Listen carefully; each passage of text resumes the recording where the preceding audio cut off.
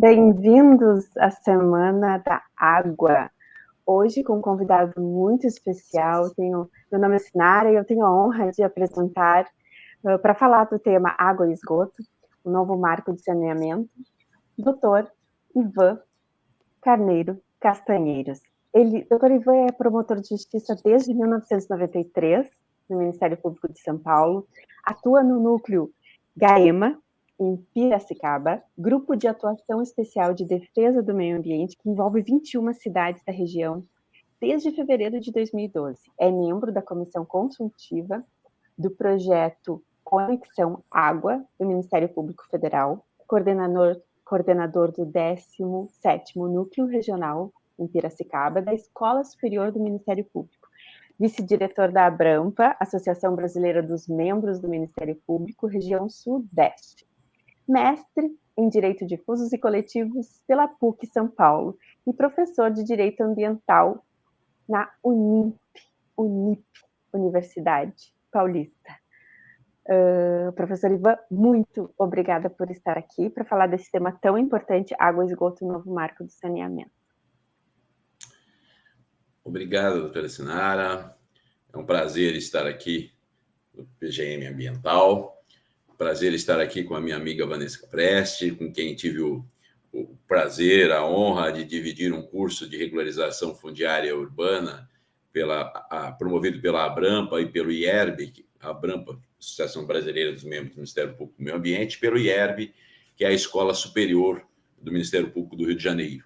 Então, tivemos a oportunidade de, durante 10 módulos, discutir essas situações, depois lançar um livro sobre REURB, né, doutora Vanessa? E agradeço também publicamente aí a indicação do meu nome para estar aqui com vocês. Foi a doutora Vanessa quem cometeu essa temeridade de me convidar para estar falando aqui para um público seleto. Né? De qualquer forma, eu agradeço. Peço licença para, nessa forma informal de conversarmos, né? Chamá-las de Sinara e de Vanessa. Assim a gente consegue trabalhar com mais liberdade, menos formalismo.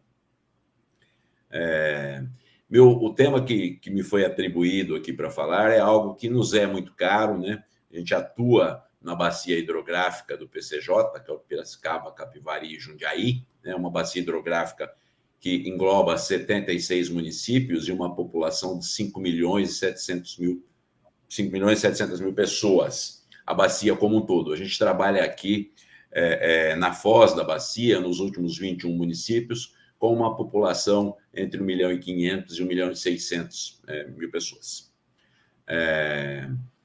Então, portanto, a gente atua com meio ambiente regional, algumas questões urbanísticas de âmbito regional. Na divisão de atribuição do Ministério Público, os danos locais ficam com o promotor da comarca, e aqueles danos que ultrapassam os limites de um município ou de uma comarca, né, que, portanto, tenham potenciais impactos regionais, cabe ao GAEMA, que é o Grupo de Atuação Especial de Defesa do Meio Ambiente. Nós temos no estado 22 bacias hidrográficas, 12 já instaladas e 10 a instalar, e nós somos o 11º núcleo de regularização no estado. Né? Trabalhamos eu e mais uma colega, a doutora Alexandra Faccioli Martins, trabalhamos não só com a questão hídrica, mas com a questão das queimadas, da questão dos grandes sistemas viários, com restauração florestal, muito relacionada com a questão hídrica, né? E trabalhamos a política pública estadual, né? Então, algumas questões que têm âmbito regional também têm estadual. Então, nós temos muito contato com os órgãos governamentais, não só desses municípios, mas também do estado de São Paulo. De maneira que trabalhamos intensamente aí com a questão do novo marco legal de saneamento na porção aqui paulista, em relação à legislação estadual, que é uma legislação recente, a 17.383. Temos acompanhado de perto as discussões, né, do PL 4546, projeto de lei esse que também visa alterar profundamente a gestão dos recursos hídricos. E é sobre essas questões que eu pretendo aqui abordar, né, com vocês alguns aspectos que eu considero relevantes. Né? E eu já começaria dizendo que, primeiro, né, não conheço Novo Hamburgo, mas quero ter a oportunidade de conhecer, conheço Porto Alegre, sei que Novo Hamburgo está aí ao lado de Porto Alegre, pertence à região metropolitana, está a 40 quilômetros, né? Uma cidade, até onde eu sei, para as pessoas com quem eu conversei já ao longo da vida, muito aprazível. Espero ter o prazer de, qualquer hora dessas, conhecer, viu, Sinara? Com certeza, vai ser um prazer recebê-lo aqui. Obrigado. A ideia, então, é justamente contextualizar primeiro a importância do saneamento básico, né? Nós estamos aí passamos o dia, né, do Dia Mundial da Água, estamos hoje no dia 23, Dia Mundial da Água no dia 22. Tive a oportunidade, inclusive, de falar um pouco sobre a atuação do GAEMA em alguns fóruns, aí, alguns eventos sobre saneamento, e eu sempre gosto de ressaltar, né, que embora o dia seja da água, né, água é um dos componentes, é uma das vertentes do saneamento ambiental, né? Saneamento que também é composto de esgoto, né, que é composto de drenagem, que é composto de manejo de resíduos sólidos, limpeza urbana, enfim. Temos aí muitos itens correlacionados. Eu já gostaria de antemão dizer assim, olha, do ponto de vista legal, né, a política de recursos hídricos é distinta da política de saneamento básico, embora, obviamente, muito interligada, inclusive pela legislação a obrigatoriedade de interligação dessas duas políticas públicas, né? Mas, falando da água, né, e não podemos deixar de falar do esgoto, porque o tratamento do esgoto aumenta a demanda, né, no fornecimento de água. O contexto brasileiro é muito triste, embora não seja dos piores do mundo, mas também está longe de ser dos melhores, né? Nós temos cerca de 35 milhões de brasileiros sem acesso à água potável, ainda que a ONU, né, declare isso como um direito fundamental, né?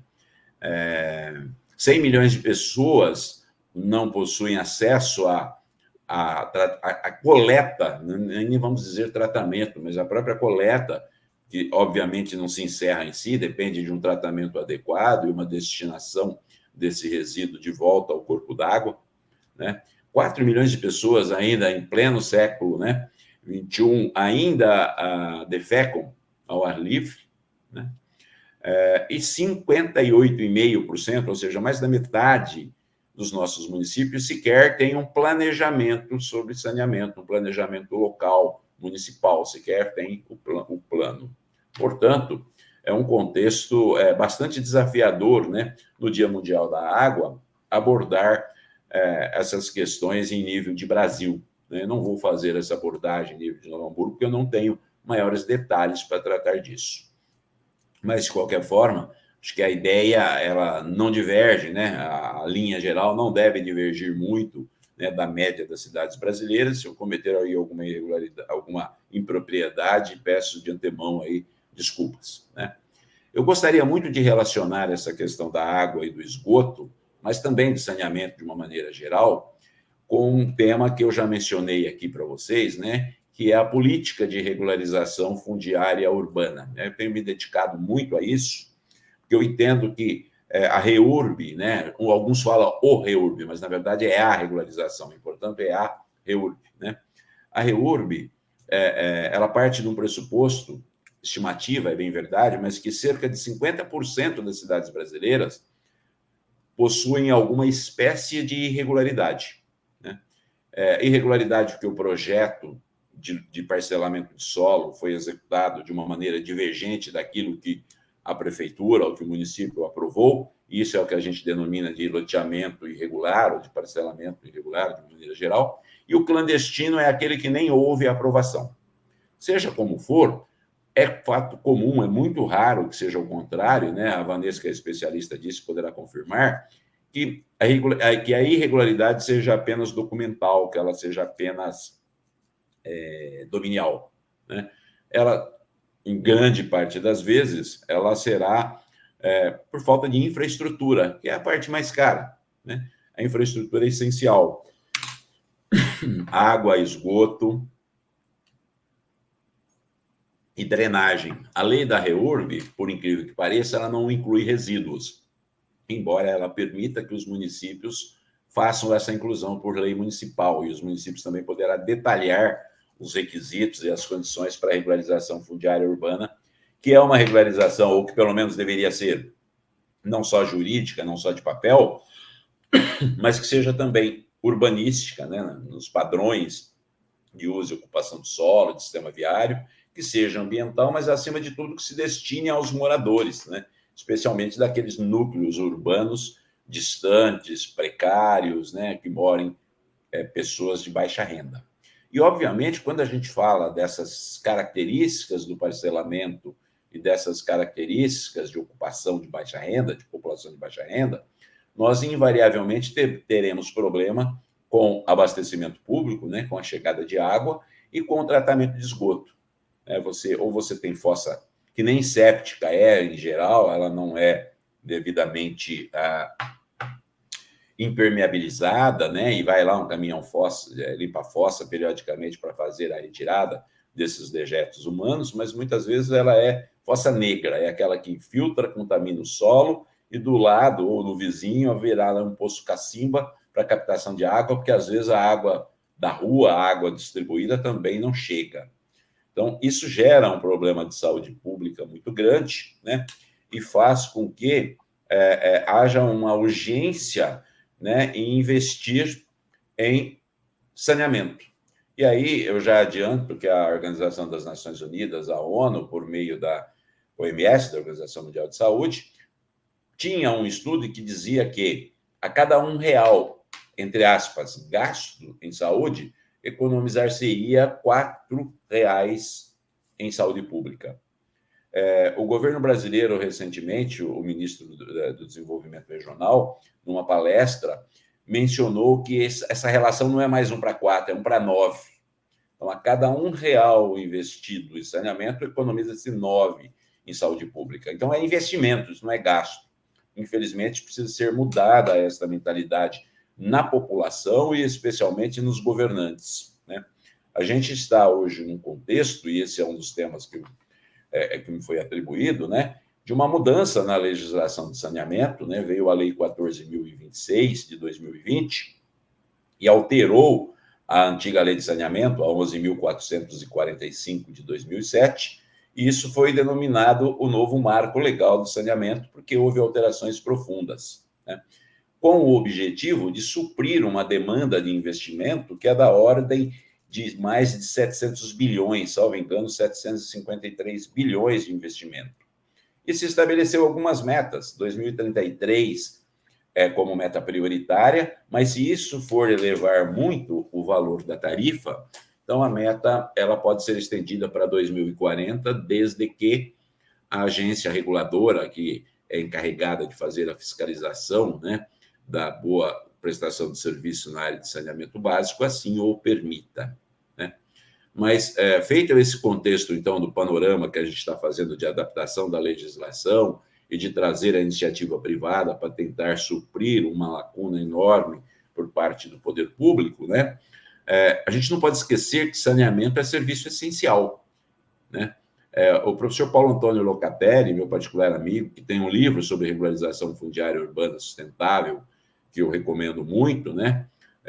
Eu também andei escrevendo sobre isso, mas ele foi específico num livro mais detalhado. Eu escrevi um capítulo num livro de regularização, aliás, em 2 livros distintos de regularização fundiária urbana, e agora, junto com a doutora Vanesca e muitos outros, e junto com a Abrampa, com o próprio doutor Paulo Locatelli, doutor Alexandre Gaio e diversos outros especialistas, não só do Ministério Público, mas do Judiciário, registradores públicos e do município, como é o caso da Vanesca, nós escrevemos um livro, né, pela Abrampa, um e-book que é gratuito, que pode ser retirado, pode ser feito download, né, tanto no site do IERB como da Abrampa, no sentido de que tentar orientar uma regularização sustentável que não dispense, né, pelo contrário, que colabore na implementação desses serviços essenciais, né, de serviços de saneamento básico.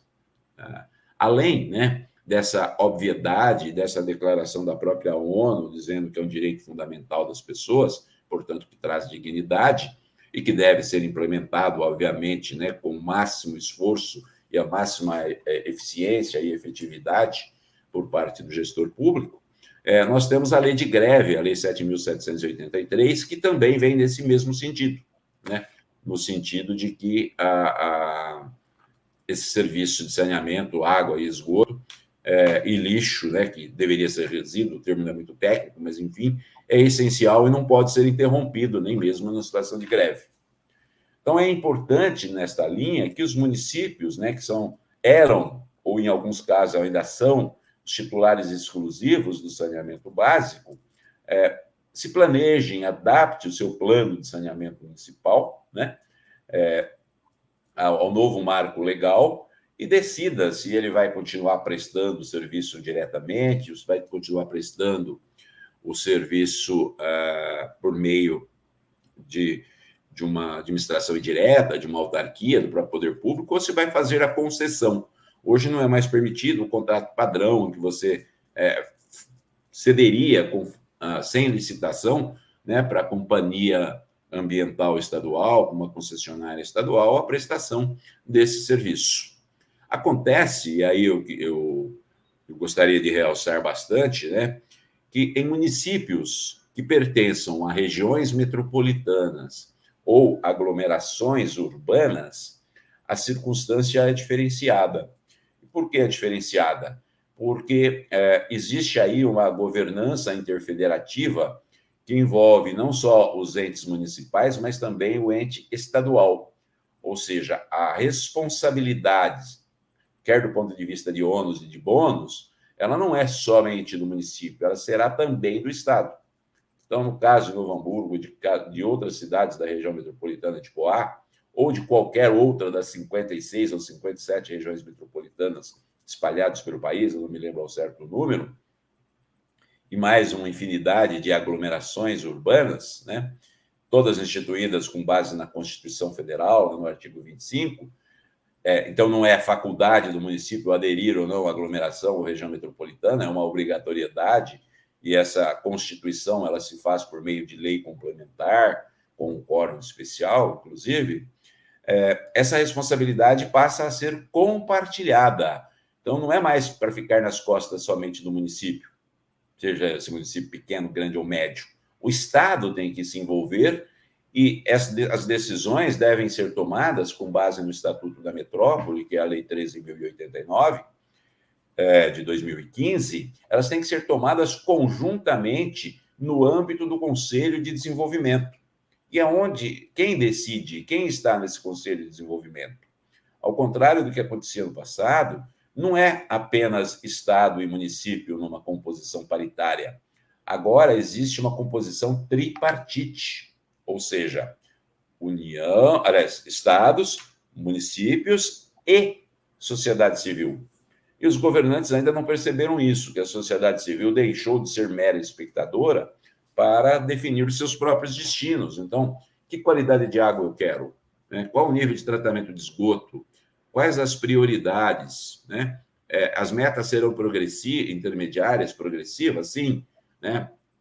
Mas eu quero que isso aconteça até 2033, até 2040, né? Eu quero fazer de tudo para cumprir os Objetivos de Desenvolvimento Sustentável, que são os ODS estabelecidos pela ONU. O ODS 6 tem a ver com saneamento básico, que estabelece essas metas até 2030, ou seja, onde eu quero chegar e de que forma. Então, nesse ponto, Novo Hamburgo aqui tem um errinho, gente, não é São Paulo, serviço de origem, que é Rio Grande do Sul, obviamente, faltou um RS aqui. Mas Novo Hamburgo está aí no Vale dos Sinos e é parte da região metropolitana de Porto Alegre e, portanto, não tem a responsabilidade sozinha. O governo estadual de Porto Alegre também deve ser chamado, né, a colaborar de maneira igual. O Supremo Tribunal Federal, numa situação de titularidade de quem faria a concessão da água e do esgoto na região metropolitana do Rio de Janeiro, decidiu, através da ação direta de inconstitucionalidade 1842, se não me engano, agora não tenho certeza, mas acho que foi a DIN, não foi responsabilidade recurso especial, não. Foi decidido que a responsabilidade é compartilhada, embora não necessariamente tem que ser uma responsabilidade no nível de 50% para cada um, tá certo? Bom, de qualquer forma, existe, então, essa situação, né? E a gente deve se preocupar bastante que nessas regiões metropolitanas e aglomerações urbanas, onde está em elaboração, né, o PDUI, que é o Plano de Desenvolvimento Urbano Integrado, haja essa preocupação no plano regional. O PDUI é uma espécie de plano regional e que vai exigir a adequação, né, dos planos municipais, que haja aí, então, uma adequação dessas metas de atingimento, né, da universalização da prestação de saneamento, com prioridade ou com preferência, como tem feito outros entes federativos, até ao meu ver de maneira injustificada, mas é o que tem acontecido. Tem sido esquecido um pouco a questão das drenagens, que só é lembrada nessa época de chuva, em tragédias como a de Petrópolis, né, e outras cidades em menor proporção, mas a drenagem é ponto importante, né, assim como é a gestão de resíduos. E eu vi até uma reportagem hoje, onde foi noticiado, Vanesca, que a maior parte daquelas casas que desabaram lá em Nova Petrópolis, em Petrópolis, aliás, tinham acabado de receber o título de regularização fundiária, né? Obviamente que eu não seria responsável de afirmar, mas é muito possível, né, que ela tenha sido uma regularização muito mais de papel do que propriamente com a infraestrutura necessária e com a preocupação da gestão das áreas de risco, né? Tanto que elas vieram a desabamento quando possivelmente deveriam ter sido removidas, né? Mas não estamos falando aqui dessa parte da REURB, mas apenas da REURB relacionada com a estrutura de saneamento básico, com água e esgoto, né? Até porque essa semana é comemorativa do Dia da Água. Uma forma de se alcançar essas metas, seja para 2033, seja para janeiro de 2040, seria a denominada prestação regionalizada do saneamento, que está prevista lá no artigo 3º da Lei 11.445, já com as modificações do novo marco legal, né, dessa lei número 14.026. Ela fala em prestação regionalizada como uma modalidade onde um ou mais componentes, ou seja, não precisam ser todos ao mesmo tempo, pode ser desses 4 todos, 1 ou 2 ou 3, ou só água, ou só esgoto, ou só resíduo, ou só drenagem, né, em uma determinada região. E, aliás, diz até que não há necessidade de que os municípios sejam limítrofes. Eu poderia pegar uma região com municípios salteados, talvez um pouquinho distantes um dos outros, né? Eu faço uma crítica aqui em relação à lei estadual, que é a Lei 17.383 de 2021, aqui de São Paulo, que previu como as denominadas URAs, que é as unidades regionais de água e de esgoto, 4 blocos para o estado inteiro. E aí, no bloco operado pela concessionária paulista, que é a Sabesp, ficaram, Vanesca, 371 municípios, tá? Numa unidade só. Então, qual é a regionalidade disso se você tem municípios de norte a sul, de leste a oeste do estado, né? Qual a obediência à gestão por bacia hidrográfica? Nenhuma, né? O critério foi fortalecer a Sabesp, a Companhia Paulista, até porque se cogita, né, vender, né? Se cogita privatizá-la, e aí ela teria uma enorme clientela. Também não é uma afirmação, mas é uma suspeita, certo? De qualquer forma, essa prestação regionalizada, ela pode acontecer, né, como região metropolitana ou aglomeração urbana. Eu vou voltar a falar mais disso, mas ela pode, segundo a lei federal, ser instituída, né, essa região por lei ordinária, né? E se isso não acontecesse num prazo, né, de 1 ano, se as unidades federativas estaduais não implantassem essa prestação regionalizada no prazo de 1 ano, o governo federal poderia fazê-lo, aí não mais com o título de unidade regional de saneamento básico, mas com o título de bloco de referência, né, segundo um arranjo entre municípios a critério do governo federal. Obviamente que isso levantou o cabelo de muitos gestores que correram para fazer uma regularização regional sem um adequado planejamento. E, ao nosso ver, é o que aconteceu em nível de Estado de São Paulo, né? Até por conta da rivalidade do governo de São Paulo com o governo federal, né? A ideia era evitar isso a todo custo. A lei foi em regime de urgência, as audiências públicas só aconteceram por pressão do Ministério Público e da sociedade civil, em cima da hora, sem grandes disponibilização de documentos. A própria simulação dessa distribuição em 4 blocos não aconteceu a contento, a tempo. E aí nós temos uma lei hoje que nós aqui, promotores do Núcleo PCJ Piracicaba do GAEMA, eu e a doutora Alexandra Fatiori Martins, fizemos uma representação ao Procurador-Geral de Justiça para que ingresse com uma ação declaratória de inconstitucionalidade no Tribunal de Justiça, por várias razões. E uma delas é porque a gestão da governança interfederativa aqui no Estado de São Paulo, de regiões metropolitanas e aglomerações urbanas, deveria ser por lei complementar e não por lei ordinária.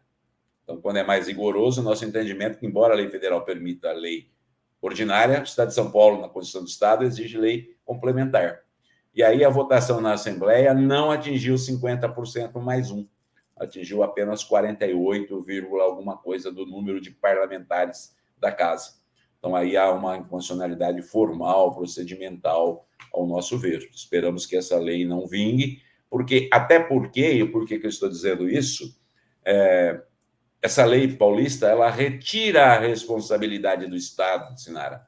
Eu falava anteriormente que a responsabilidade não é só de municípios, é do Estado também, regiões metropolitanas e aglomerações urbanas, e essa parte da lei federal e da própria Constituição estadual foi ignorada na nossa lei estadual. Então, vejam que a gente tem, mesmo em estados onde a gestão de recursos hídricos está relativamente bem avançada, nós temos problemas para atingir aquilo que seria o ponto ideal.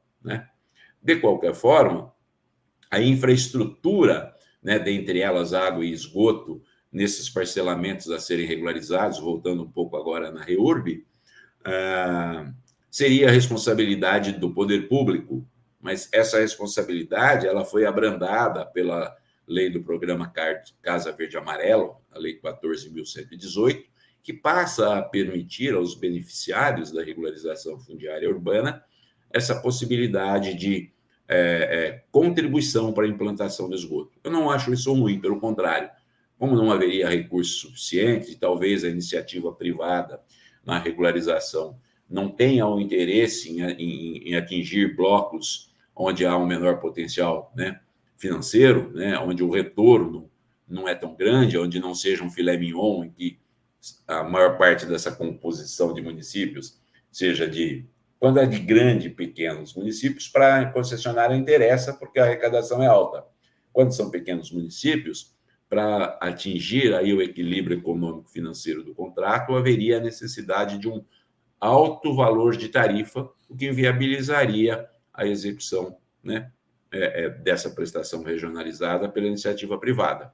Então, vejam que quando se pergunta se o novo marco legal vai atingir ao objetivo de angariar junto à iniciativa privada um investimento dessa ordem de 750 bilhões, acho muito difícil, porque uma regularização adequada que contemple não apenas as porções formais dos municípios, onde não haja água e esgoto, onde o serviço seja deficiente, ela precisa também contemplar aquela parte de loteamentos clandestinos, nem mesmo aprovados, e que precisam de REURB, e que essas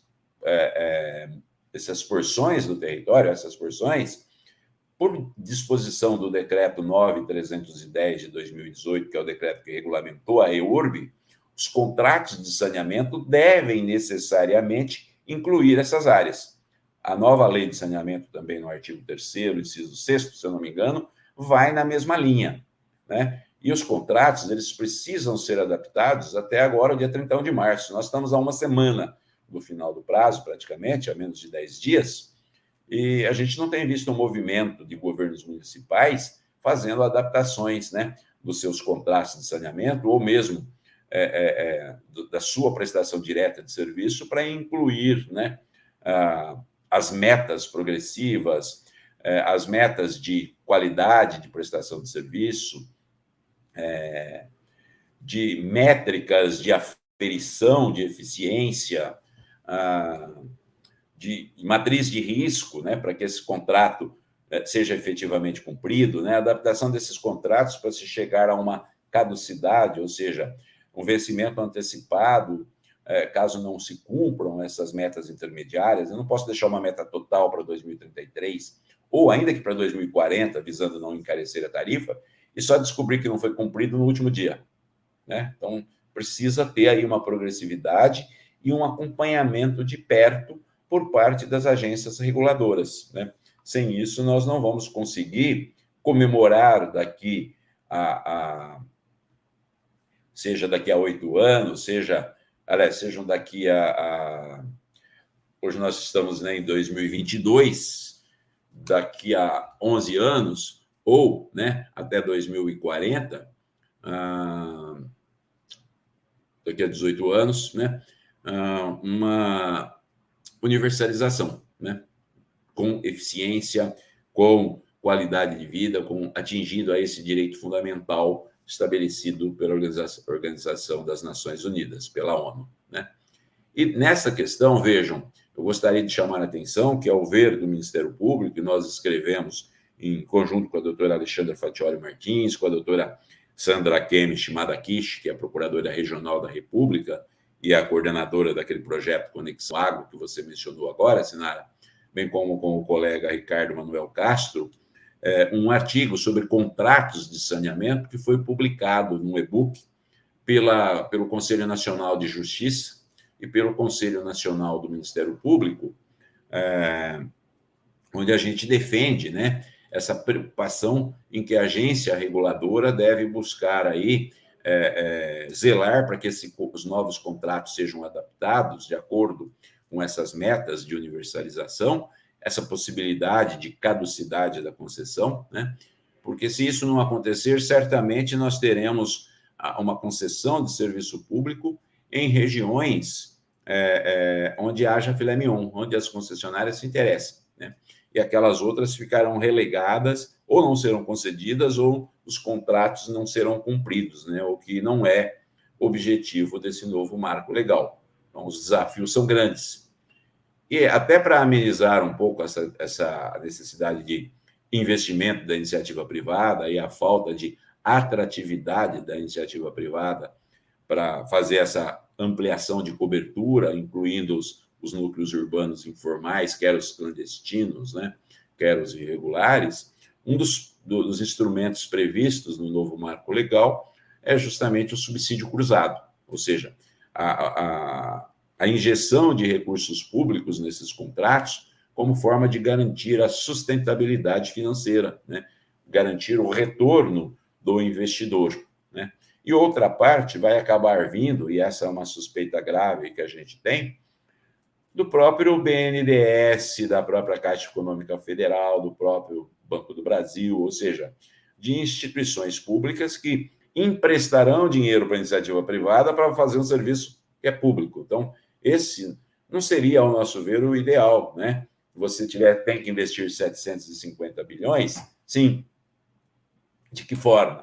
Né? Pela iniciativa privada, e não a iniciativa privada recebendo investimentos no setor público, né? Esse não é o objetivo, né? Então, cabe também a nós, operadores de direito e representantes de poder público aqui que somos, né, zelar para que isso não aconteça, né?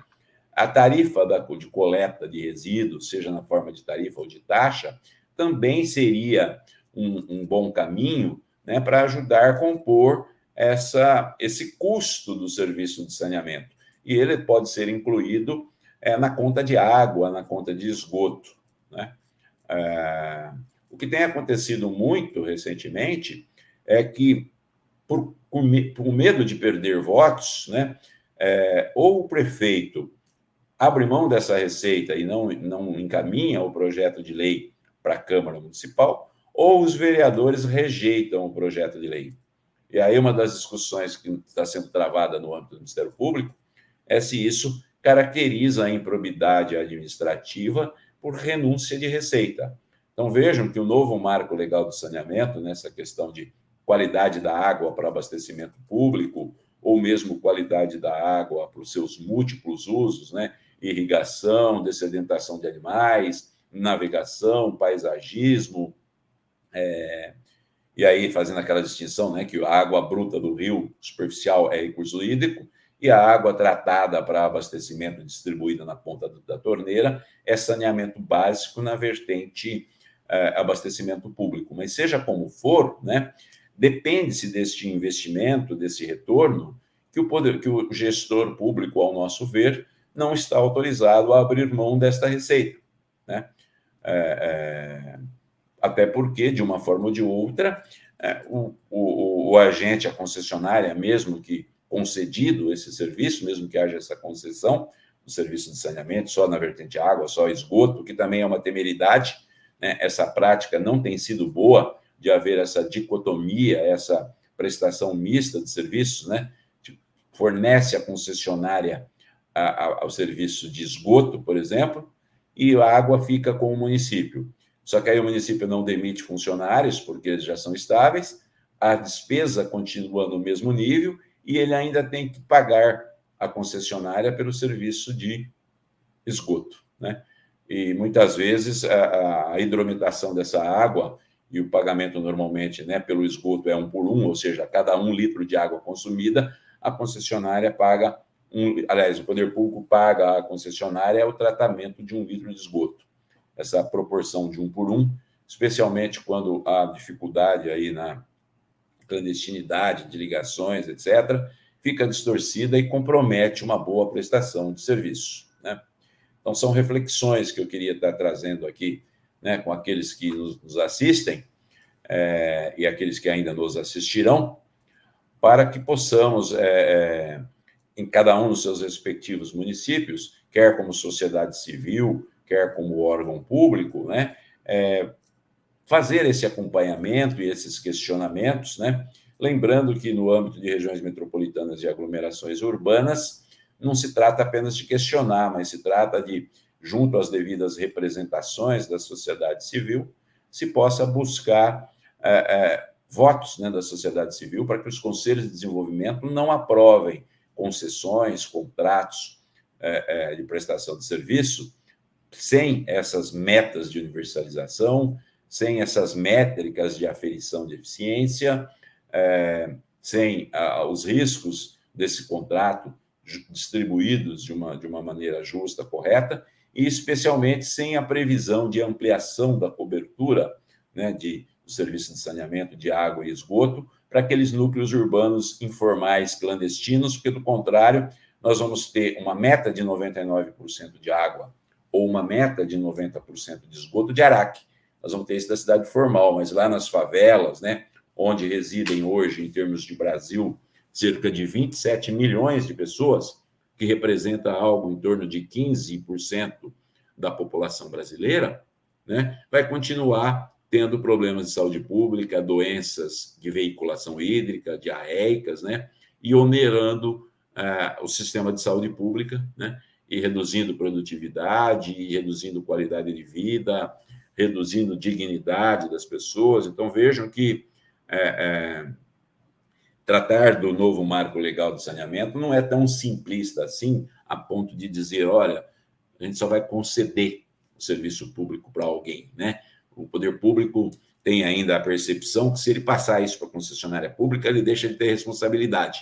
Quando alguém vai reclamar lá na prefeitura ou reclamar no serviço autônomo de água e esgoto, fala, não, isso agora é com a concessionária, não tem mais nada com isso, reclama com eles, procura o promotor, procura o PROCON, mas a gente não tem responsabilidade, né?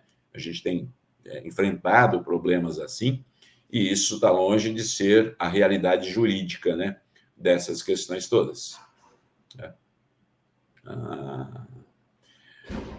Qual é a outra forma de adaptar esses contratos para que a gente atinja a meta de 99% de tratamento de água e 90% de esgoto em 2033 ou em 2040? O poder público poderá decidir por ele mesmo executar o serviço nas áreas remanescentes, né? Ou fazer um aditamento contratual, estendendo a área de cobertura para a concessionária que já opera, e, obviamente, ali também terá que haver um reequilíbrio econômico-financeiro, né? Então, ou ele consegue, executa diretamente, ou ele licita essa área restante, aí nós vamos ter duas concessionárias, a antiga e mais a nova na área remanescente, ou adita o contrato, faz o reequilíbrio. O que não dá para fazer, repito, é deixar do jeito que está. Esse não foi o objetivo do legislador, isso não atende aos objetivos do desenvolvimento sustentável da ONU, né? Isso não traz dignidade às pessoas, isso não torna a propriedade urbana cumpridora da sua função social, obviamente, né? E dentro desse contexto de concessão, a gente precisa também pensar, né, em garantias de execução de retomada do contrato. E isso encontramos previsão tanto na lei do saneamento, do novo marco legal, né, alterado em 2020 pela lei 14.026, como a própria nova lei de licitações, a 14.133 de 2021, também traz essa possibilidade de elementos de garantia para uma execução do contrato, ou mesmo para uma retomada do contrato, sem esperar esse longínquo prazo, né, para se adotar alguma providência, seja de 11 ou seja de 18 anos. Vejam que parece um horizonte extenso, mas não é, né? Investir 750 bilhões não vai acontecer do dia para a noite, ele precisa começar para ontem. A própria ANA, Agência Nacional de Águas, que foi eleita pelo novo marco legal, né, como a agência reguladora de referência, mas nós temos aí agências reguladoras em vários estados. Aqui no estado de São Paulo mesmo a gente tem duas, né, que é a Arcesp, que faz a regulação dos 370 municípios operados pela Sabesp, e nós temos a Ares e mais vários municípios espalhados pelo estado, dentre os 645 municípios paulistas, e a Ares PCJ, que é a agência reguladora das bacias PCJ, que além dos municípios da bacia, não todos, porque alguns são operados pela Sabesp e regulados pela Arcesp, ela também regula em outros municípios. Atualmente ela está com mais de 60 municípios regulados, ou seja, ela tem aí um horizonte de cerca de pouco menos de 10% dos municípios paulistas são regulados por uma agência regional e não pela agência estatal, né, pela agência do governo. Mas essa questão da regulação, né, não só no cumprimento das condições do contrato, das metas, mas no estabelecimento de qualidades do serviço, também é um ponto bem importante a ser refletido se nós queremos, de fato, alcançar a qualidade de água, a qualidade de vida para as pessoas, reduzir os problemas das doenças de veiculação hídrica, né, se a gente quiser melhorar, inclusive, a disponibilidade na demanda por água, né? Nós temos um crescimento populacional, um crescimento da nossa economia, e não podemos nos esquecer que a água é a força motriz da economia. Onde você não tem água disponível para ser explorada, você não tem possibilidade de crescimento industrial, crescimento no setor de prestação de serviço, crescimento no setor agrícola via irrigação, né? Disponibilidade aí para exploração melhor da agricultura. Então, a questão da disponibilidade de água, né, ela não passa só por abastecimento público, ela passa por dessedentação animal, por irrigação, e envolve a toda a sociedade, que deve necessariamente participar disso. É lamentável, né, nessas alturas da democratização do país, você tem um projeto de lei que não foi discutido com a sociedade, que não foi discutido com os Conselho Nacional de Recursos Hídricos e com os conselhos estaduais de recursos hídricos, que não prevê participação popular, né, e que privilegia muito mais o setor elétrico, né, que tem, de fato, um poder político forte, do que essa gestão de recursos hídricos participativa e democrática, né? Ainda que o mote seja, mais uma vez, né, vencer a crise energética para o país crescer. E aí se esquece que esse investimento ele não é só em nível de estrutura hidráulica, né? Esse investimento tem que ser em qualidade da água, e também não é só em qualidade da água voltada para o ser humano, né? É a qualidade da água para propiciar vida aquática, né? Para propiciar que a gente tenha uma quantidade de peixes no rio maior, né? Que a gente tenha uma exploração econômica disso, e que também a gente mantenha essa biodiversidade aquática. Muitos ponderam com a ideia que nós temos água subterrânea, mas a gestão da água subterrânea é como se fosse a gestão do cheque especial na nossa vida. A gente não pode, diante da primeira crise, nós vamos perfurar poços tubulares profundos, né, à torto e à direito, como vem acontecendo em algumas regiões do país, né? Que muitas vezes as legislações são modificadas, as legislações estaduais, porque a água subterrânea é competência estadual, elas são modificadas para dispensar outorga, aumentar o limite de dispensa de outorga, né? E permitir que se faça a extração de água subterrânea, ainda que haja alternativa técnica e locacional de abastecimento a partir da rede pública de distribuição de águas. Então, vejam que a gente tem ainda muito a evoluir na gestão, né, do abastecimento público. Precisamos, até agora a gente tem falado muito de demanda, né, e de qualidade, mas a gente também não pode esquecer, né, que nessa questão da qualidade, as vigilâncias sanitárias exercem um papel fundamental, né? A gente tem que se preocupar com as perdas hídricas, porque o rompimento de canos provoca um esvaziamento desse cano e ele acaba sendo preenchido, o conteúdo dessa distribuição de canos pela cidade, muitas vezes com líquidos poluídos, né? Essa distribuição de água passa, né, por áreas úmidas que são super contaminadas, porque há lançamento de esgoto, lançamento de despejo de resíduos, chorumes de resíduos que se mistura com o líquido, e aí ocorre aquilo que se denomina de contaminação negativa, né? Então, a água que chega na torneira saiu relativamente bem tratada, passou pelo reservatório, mas entre o reservatório e a torneira houve o vazamento de um cano, se perdeu muita água tratada, né? E, por outro lado, se entrou no lugar uma água contaminada. Isso acontece com uma grande frequência e é um problema sério. A necessidade de trocas das tubulações, né, sejam de ferro fundido, ou às vezes até material de amianto ainda, né, por uma tubulação PAD. Né? As cidades vão precisar ser rasgadas para ter essa substituição, né, evitando, por exemplo, o lançamento de efluentes industriais, né? Uma das cidades que eu trabalho aqui, onde eu sou titular, que é a Americana, ela foi pioneira na criação de estação de tratamento de esgoto, mas a constituição da ET, ela teve contribuição tripartite. As 37 indústrias têxteis da região, porque aqui nós somos um polo têxtil, o maior do estado de São Paulo, que envolve não só a Americana, mas Santa Bárbara e Nova Odessa, que são municípios limítrofes. Eles contribuíram com 1/3 dessa estação de tratamento de esgoto. O outro 1/3 foi do município e o outro 1/3 da autarquia. Mas isso lá na década de 60.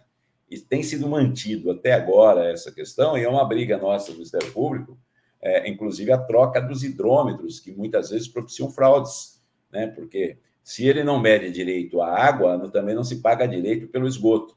E a grande parte dessas indústrias não tem espaço interno para ter uma estação de tratamento de esgoto e fazer um pré-tratamento, como determina a legislação estadual. Consequência, eles lançam na rede pública de esgoto doméstico, né, efluentes industriais de alta toxicidade, de alta salinidade, né, com coloração excessiva, que corrói esse sistema de distribuição, sistema de coleta de esgoto, agora falando do esgoto, né, que provoca também rompimento de esgoto e contaminações de solo, mas que arrebentam a estação de tratamento de esgoto, né, lá na ponta, e faz com que se lance esgoto não tratado ou deficientemente tratado em corpo d'água, né, que a jusante, essa água será novamente captada mais abaixo, né, para servir de abastecimento público de outro município. Então, vejam, né, como o tratamento de água e de esgoto adequado e esse sistema adequado de distribuição e reservação de água, como sistema adequado de afastamento de esgoto e um tratamento terciário de esgoto, torna-se importante, né, para que esses ODS, esses Objetivos de Desenvolvimento Sustentável, possam efetivamente ser alcançados, como preconizado pela ONU, e agora você entra, né, com uma nova fase de gestão ambiental, onde se fala muito no ESG, né, o Environment Social Governance, né, em que as empresas devem se preocupar com a questão ambiental, social, fazer auditoria, fazer controle de risco. E é um pouco disso que nós falamos naquele artigo que eu mencionei, né, de contratos de saneamento, que foi publicado lá no e-book do Finanças Sustentáveis, é a denominação do livro, né? Ficou publicado com o apoio do CNJ e do CNMP, né? Com a promoção por parte da Abrampa, né? Então, a gente tem procurado levar essa conscientização aos gestores públicos, né? E não nos esquecendo, inclusive, que nessa questão dos contratos, como vai ter muito investimento privado, nem todas as empresas terão recursos próprios, mas além dos bancos de fomento público, como o BNDES, Caixa Econômica Federal e Banco do Brasil, também procurarão instituições privadas.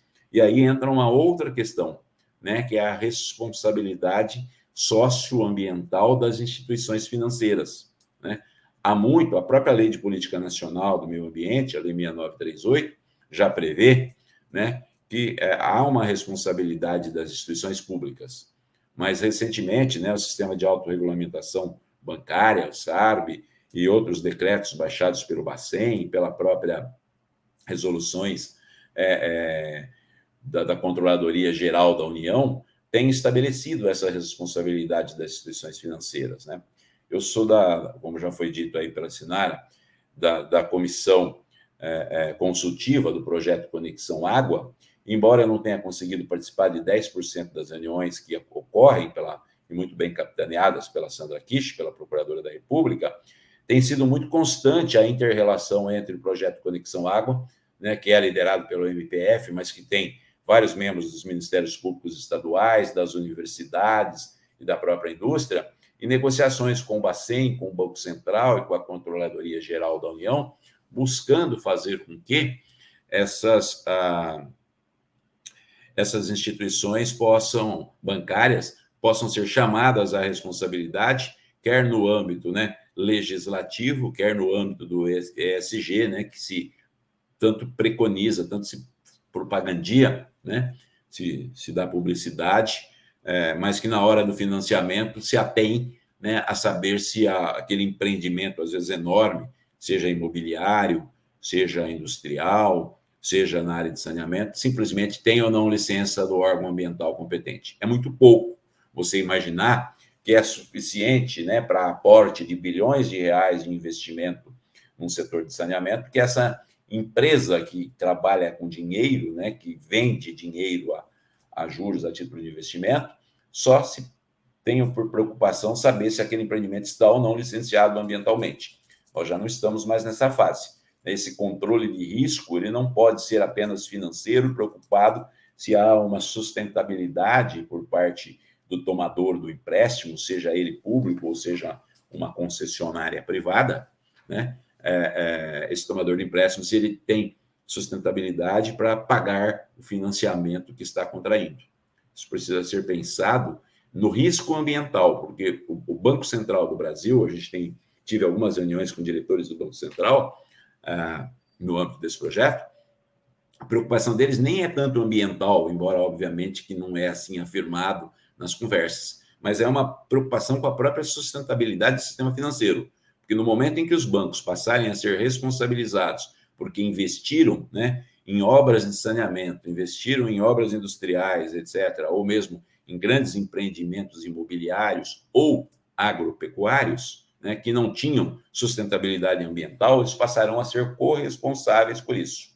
Então, é uma outra ótica que nós, operadores do direito, precisamos pensar, né? Eu vejo aqui que nós estamos a 5 minutos do término da aula, eu vou correr um pouquinho aqui. Como sempre, eu faço um número de slides muito, muito maior do que aquilo que eu vou expor, né? Mas eu deixo já desde já, Sinara, caso haja interesse aí, disponibilizados, tá? Só vou fazer 3 correçõezinhas aqui que eu já vi que ficaram erradas e depois eu repasso novamente aí para você, ok? De qualquer forma, a gente acaba preparando na correria de trabalho e não fica legal. Eu também gostaria de chamar a atenção, né, dos representantes de municípios, em que a necessidade de que se preocupem nesses investimentos de saneamento, nesses cumprimentos dessas disposições contratuais, com a lei de diretrizes orçamentárias, com a lei orçamentária, porque eles também serão auditados pelo Tribunal de Contas Estadual, né? E no caso de verbas federais, também pelo TCU, né? Então, aqui não é simplesmente achar que vai firmar um contrato de concessão de serviço público de água ou de esgoto, ou de ambos, né? E faço igual Pilates, lavo minha mão e está tudo certo. Não, essas métricas de cumprimento das várias metas previstas na legislação terão que ser acompanhadas por eles, porque haverá a obrigatoriedade dos tribunais de conta verificar se o município está seguindo, né? Então, vejo que é bastante complexa essas questões, eu não vou ter tempo aqui de ressaltar, mas lembro também que nesse contexto de pandemia, alguém pode dizer assim, mas a Covid está acabando. Primeiro que a gente não tem essa certeza. Está vindo aí uma nova variante que tomara que não chegue no Brasil, né? Ela está ainda em termos de Europa, de África, mas tende a ser muito mais contaminante, né? Mas ainda que não venha, né? Os cientistas dizem que, infelizmente, teremos outras pandemias. E de que forma seremos resilientes? Com melhor prestação de serviço de saneamento, né? Principalmente de água e água de qualidade, para uma adequada higienização da população, né? Que é uma forma de combate à propagação de vírus. A omissão do poder público em relação a essas questões todas certamente vai constituir improbidade administrativa.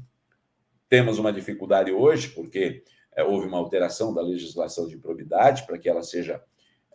o administrador público não será mais responsabilizado por uma omissão culposa, teria que ser uma omissão dolosa, mas entendo eu que, principalmente, o Ministério Público e vocês, né, procuradores do município que dão pareceres em processos, deixar claro, antes do processo decisório, de que o descumprimento das metas, né, no seu respectivo parecer, caracterizará uma improbidade por omissão. E aí não dá para dizer que é culposa, né? Se o administrador foi devidamente advertido, ela é dolosa. Eu tenho, nas minhas palestras para colegas do Ministério Público, eu tenho ressaltado que a gente deve usar mais, né, o Instituto da Recomendação, né, que eu denomino aí de recomendação notificatória. Então, meio que a gente prepararia uma ação civil pública por antecedência, ponto por ponto, e notificaria pessoalmente o prefeito. E a partir daí não dá para falar que você não sabe, que você não quis. Então, aí fica mais ou menos óbvio a possibilidade de responsabilização desse gestor público por uma omissão dolosa, porque ele tinha consciência disso. E essa mesma notificação, ela poderá servir para estabelecer uma responsabilidade por relação de causalidade criminal, né? O artigo 13 do nosso Código Penal vai dizer que o resultado, né, que depende da existência do crime, pode ser provocado por ação ou omissão. E diz que a omissão vai ser relevante quando o agente devia e podia agir. Se eu notifico, ele deve. Poder, ele vai poder, até porque o STJ, o Superior Tribunal de Justiça, tem jurisprudência farta, inclusive, dizendo que não dá para alegar a tese da reserva do possível em matéria de saneamento ambiental, porque isso é direito fundamental, é dignidade humana. Tá? Então, eu tenho ponderado bastante isso nas minhas manifestações e nas minhas falas, né? E mesmo um contrato prevendo responsabilidades de ambas as partes, quem não cumpre passa a ser penalmente responsável pela poluição provocada. A poluição essa que vai estar lá no artigo 54 da Lei 9.605, né? E que prevê, inclusive, a modalidade culposa da prática de delito ambiental, né, decorrente de poluição. Essa poluição, obviamente, ela não pode ser qualquer poluição, mas ela será aquela poluição que tenha potencial para causar mortandade de peixes ou potencial para atingir a vida humana, mas ela está no âmbito, inclusive, da necessidade de medidas de precaução para evitar graves riscos ambientais, né, irreversíveis dano ambiental.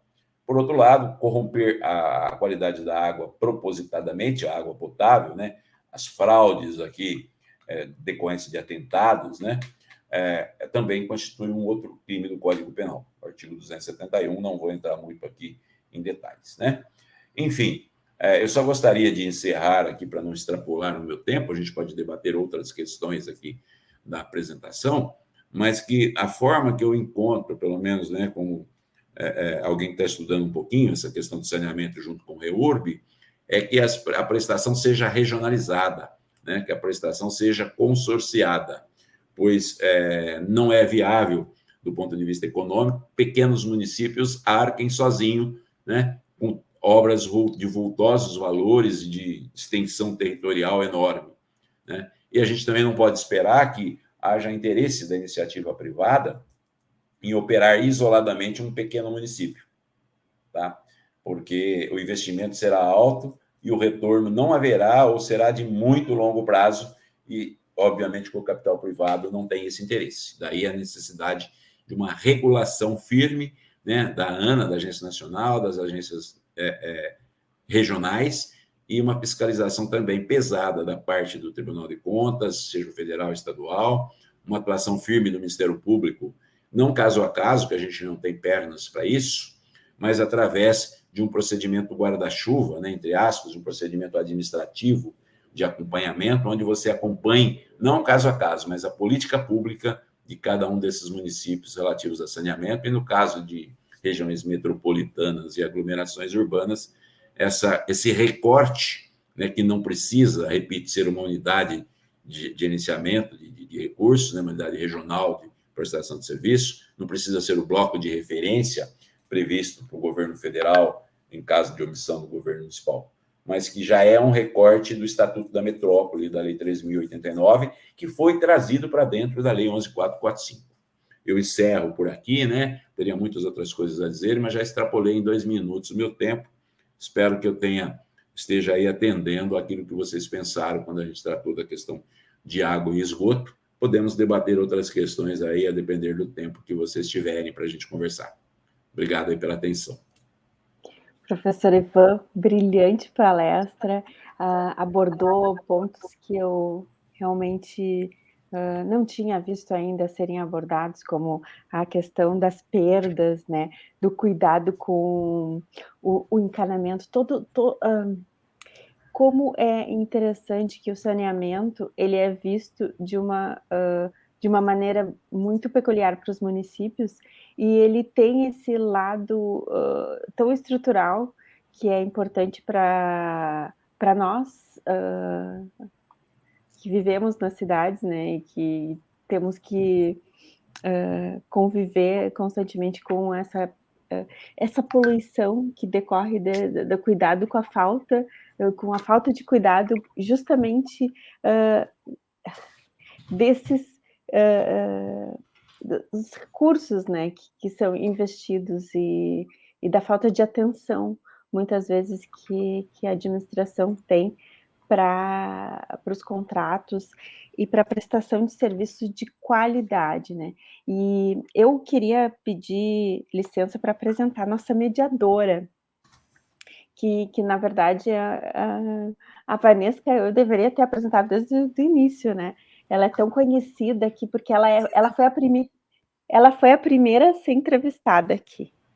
Então ela é quase uma coordenadora do PGM Ambiental, ela coordena, ela media, ela faz tudo, ela indica os palestrantes, e eu fico muito agradecida por todo o trabalho que ela tem desenvolvido, pelo exemplo que ela é para todos nós. A Vanesca, ela é doutora pela Universidade del Salento, na Itália, e mestre em Direito Público pela PUC, Rio Grande do Sul, e especialista em Direito Municipal pela Faculdade Ritter dos Reis. E ela é coautora de vários livros, estou aqui com um deles, Corrupção Urbanística. E então eu passo a palavra à nossa mediadora de hoje para suas considerações. Obrigada, Sinara. Na verdade, eu já me sinto uma integrante do PGM Ambiental, sabe, Ivan, que a Sinara tem uma capacidade de agregar impressionante. Percebi. Porque o PGM Ambiental hoje está prestando, ele presta um serviço e ele repercute, porque as pessoas conversam, veem como fonte. Eu acho que tem sido super importante, cresceu muito nesse período da pandemia, né? Conseguiu agregar situações, e hoje, nessa complexidade de temas, poder ouvir uma palestra como a tua, que trabalha, que transita por várias áreas, que são complexas, são difíceis, é uma felicidade, uma bênção. Eu acho que essa função de compartilhar conhecimento, compartilhar conteúdo, agregar pessoas que trabalham nas diversas áreas é uma das coisas que o direito precisa cada vez mais fazer, né, com todas as áreas do conhecimento, porque a gente trabalha com...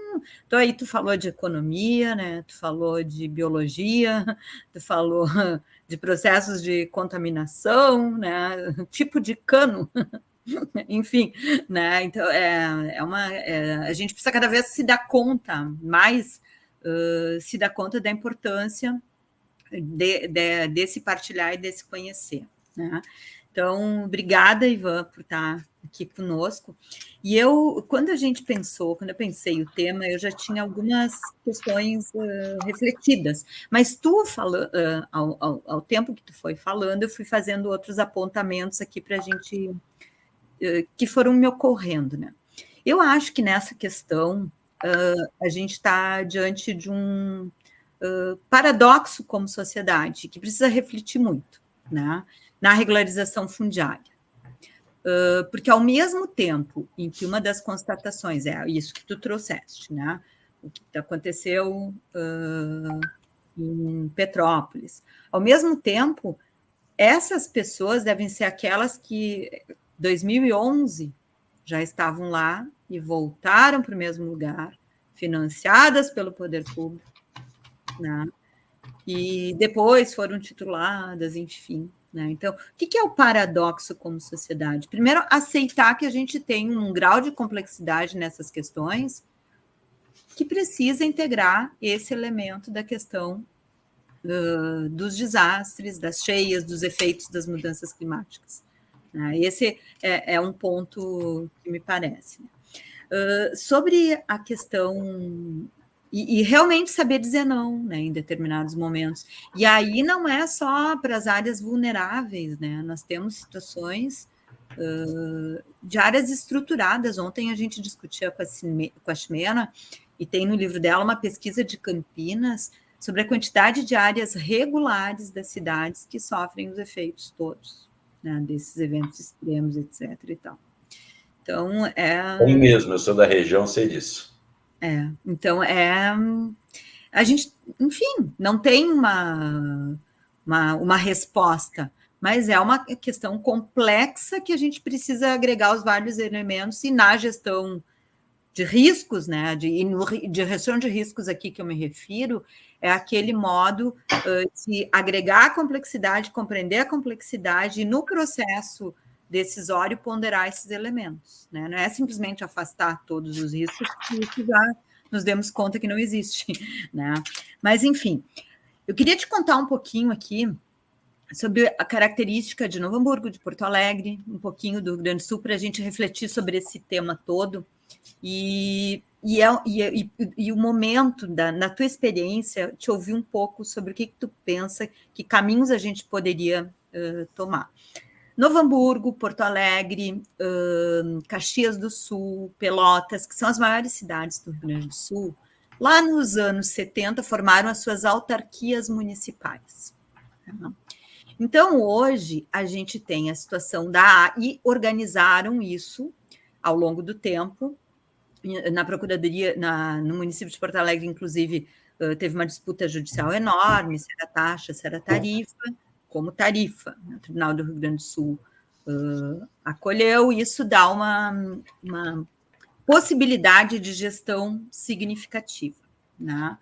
Então, nós temos órgãos, autarquias municipais, que respondem pela água, e que, pelo menos em Porto Alegre, em função do dispositivo da lei orgânica, que é de 90, tem universalização, que é outro ponto. Na universalização, a água é ligada, inclusive, nas áreas irregulares. Há uma crítica, que faz parte desse paradoxo. Se não ligassem a água, as pessoas não ficavam.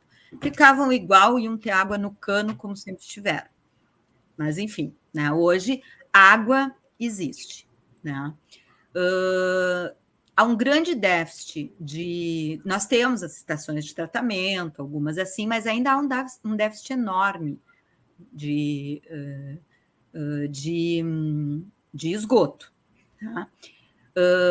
Resíduos sólidos. A gente também trabalha já há muitos anos, até por força de um trabalho bem importante do Ministério Público, quando tinha os lixões a céu aberto, fizeram todo um esforço. Isso foi anos 90, quando a Silvia coordenava o centro de apoio, e elas foram para cima dos prefeitos para não ter mais lixões, né? Para organizar organizar a sua coleta, organizar a sua destinação final de modo agregado, foi uma onda de aterros, enfim. Né?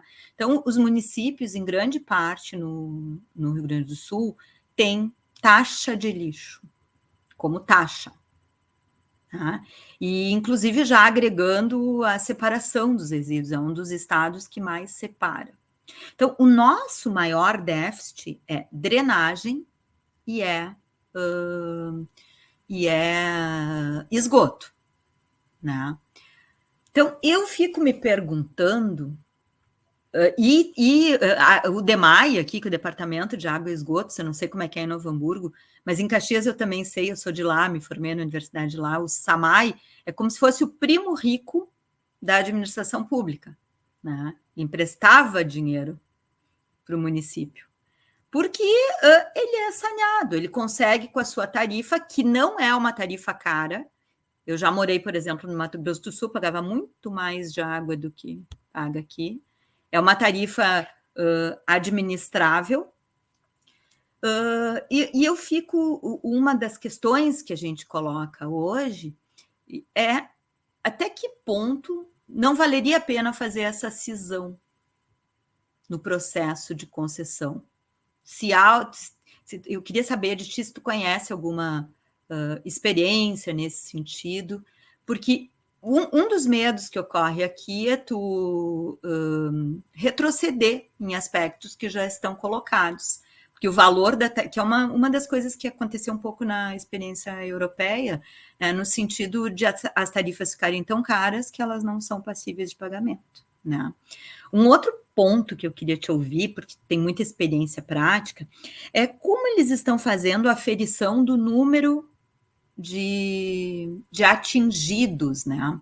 Porque eu cheguei até a responder questionamentos aqui, que quem está fazendo os levantamentos para eventual processo de concessão é o BNDES, né? E eles já estavam já há mais tempo fazendo, depois houve um recuo do município, existe um apelo social bastante grande com relação à água, um reconhecimento ao serviço prestado, enfim. Então, houve retroceder um pouco, está num período de avaliação maior, mas como contempla esse universo da irregularidade? Tá? Como tarifa social, com custeio, com subsídio cruzado, como tu trouxeste, e esse universo da irregularidade, o que me preocupa muito é porque ele não é todo conhecido. A gente conhece o que chega, os municípios não têm dados,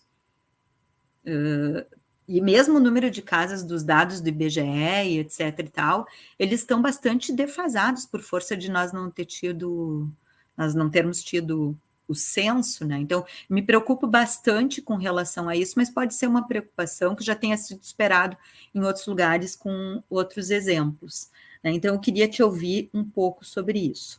Eu também fiquei curiosa com relação a essa ideia que tu trouxe, essa experiência de vocês com relação a essa agência reguladora regional, né?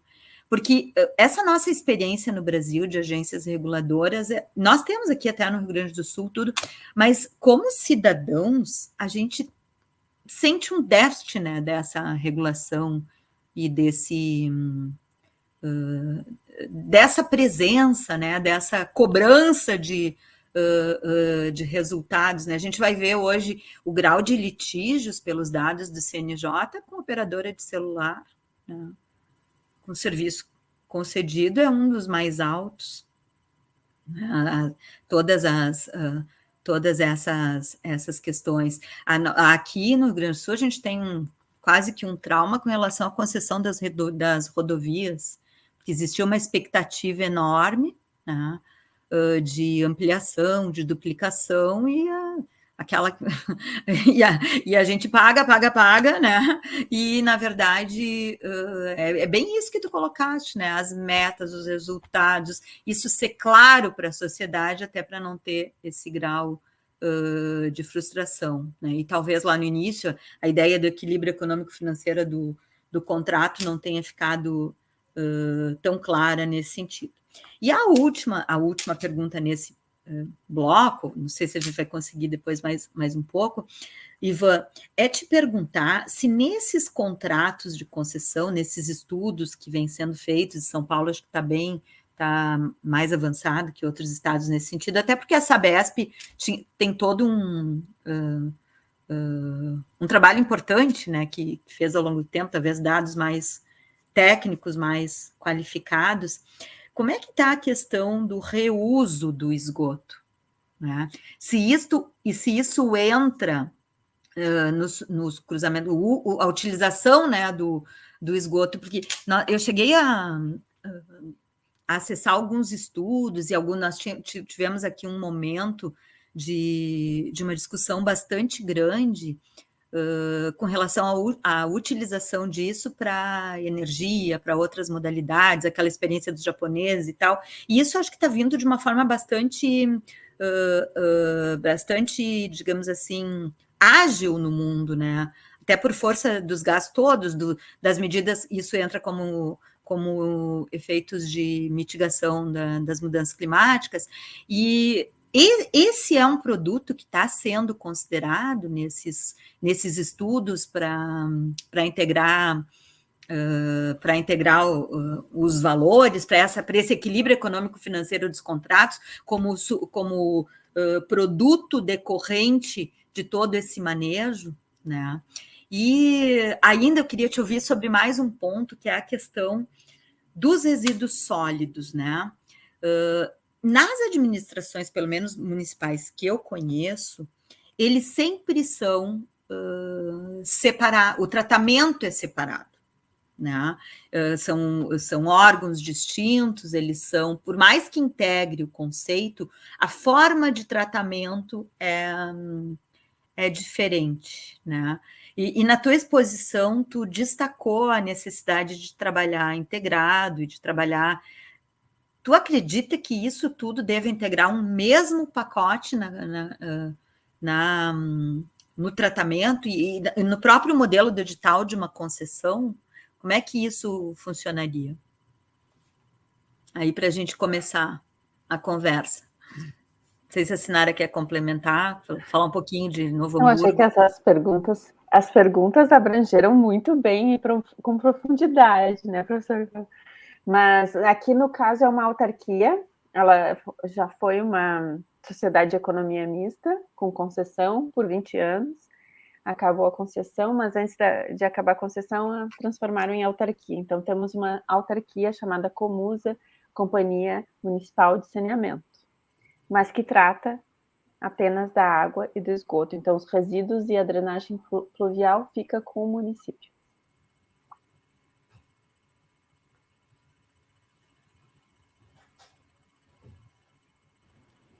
Ótimo. Obrigado. Obrigado pelas perguntas, Vanessa. Eu já sabia, Sinara, já tinha te falado, né, que ter a Vanessa como debatedora não é fácil.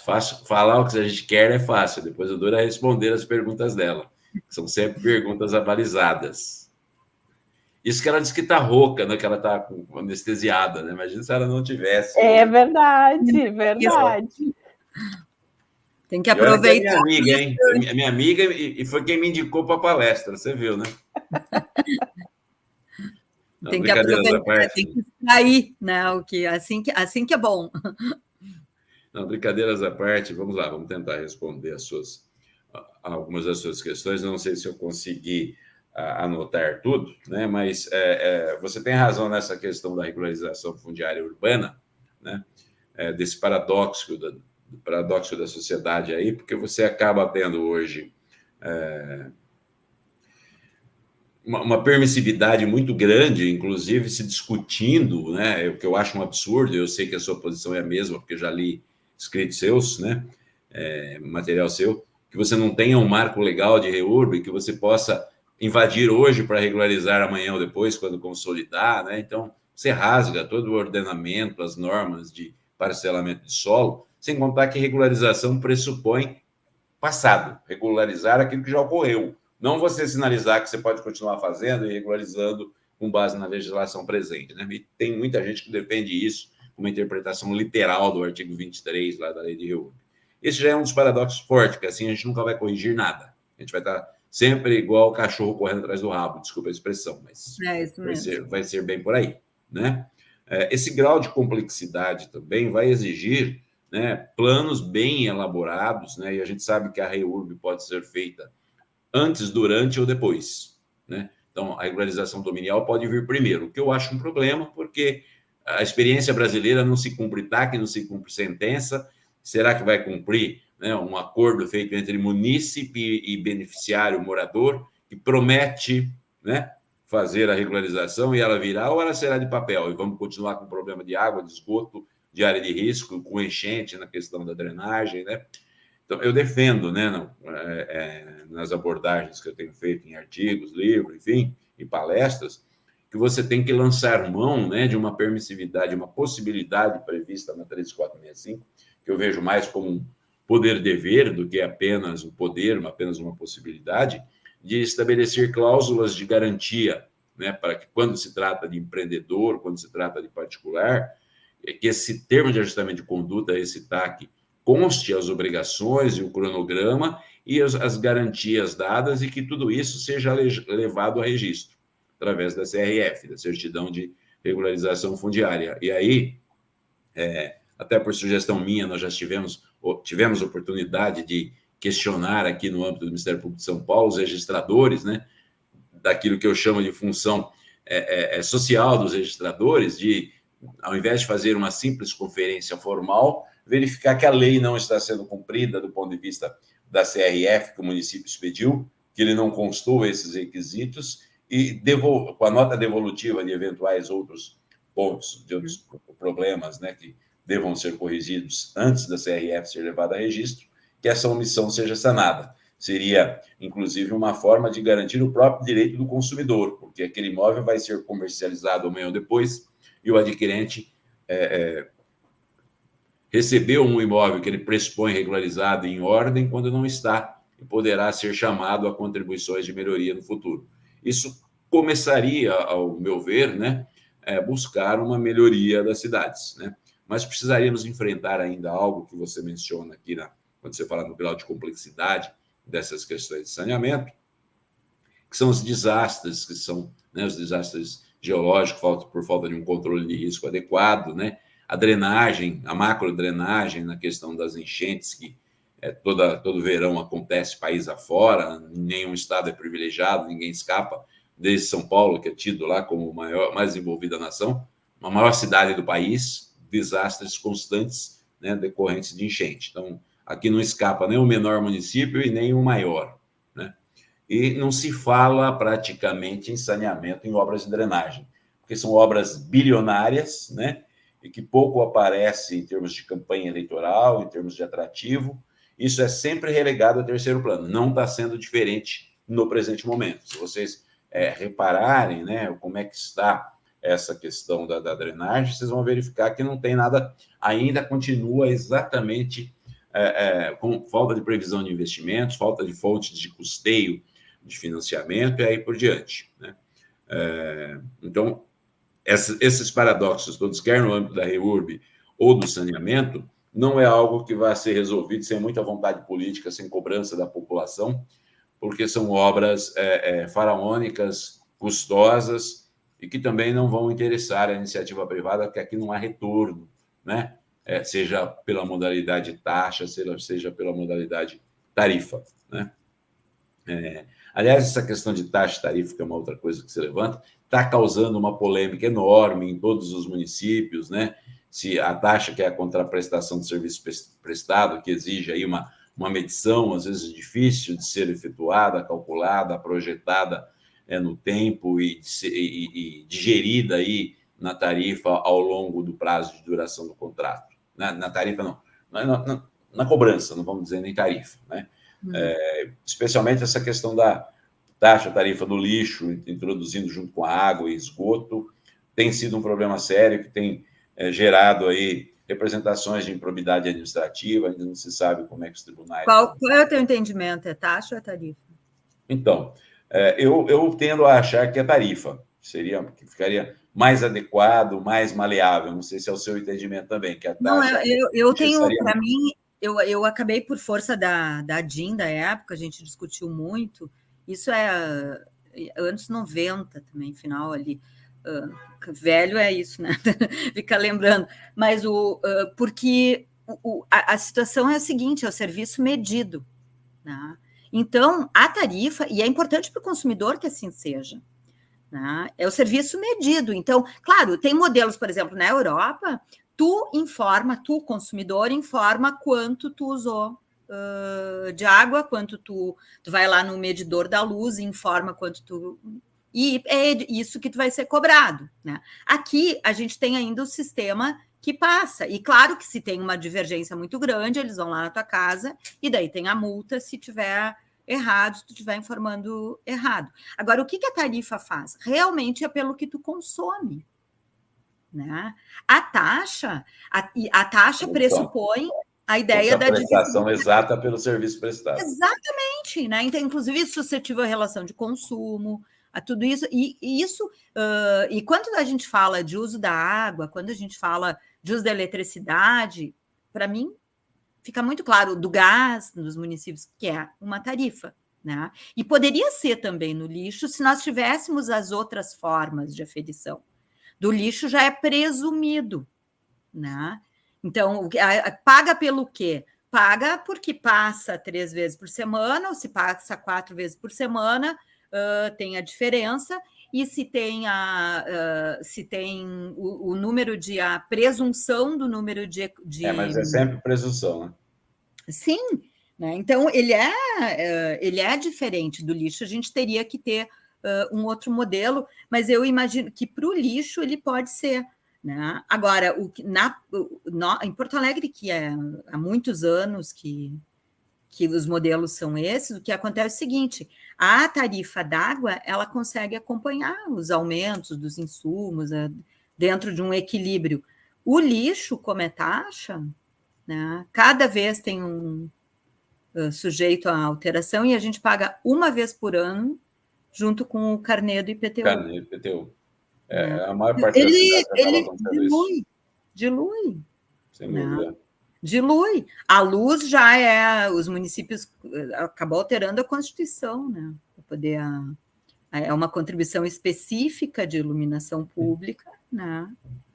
E que é repassada para os municípios, enfim, é outro modelo, mas que para mim poderia também ser. E eu imagino que num contrato de concessão com concessionários teria muito mais segurança jurídica, né? Sim, o modelo de tarifa não ficaria sujeito aos ânimos do executivo ou do legislativo, enfim, etc. e tal. Sem dúvida. A outra pergunta que você tinha me feito era a questão da cisão, né, de concessão de serviços de água e esgoto, né? Você perguntou se eu tinha experiência a esse respeito, né? A gente tem essa experiência aqui na sede da região metropolitana de Piracicaba. Aqui nós éramos aglomeração e a partir de agosto do ano passado somos região metropolitana de Piracicaba com 24 municípios.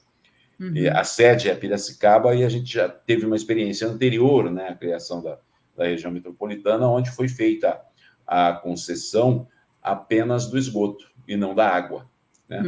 Isso aconteceu também em Rio Claro, que é uma cidade vizinha aqui, situada a 30 quilômetros, né, com cerca de 220 mil habitantes, salvo engano.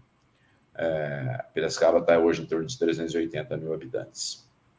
Rio Claro talvez esteja um pouquinho menos que Novo Hamburgo em termos de habitantes, né? Nós temos também Limeira, né, na mesma situação, e os problemas são basicamente os mesmos, né? Ou seja, você tem, primeiro, uma carga muito grande de funcionários que permanecem, então o custo fica para o município, como eu falei na parte dispositiva, duplicado, porque ele tem que pagar pela prestação do serviço de esgoto, né? Com base no consumo de água. Ele manteve o seu pessoal, né? Tem que manter a sua estrutura para prestar o serviço de água. Algumas transferências que são feitas de responsabilidade que acabam não sendo cumpridas adequadamente pela concessionária do esgoto, como é o caso da hidrometação, de você fazer a troca dos hidrômetros, né?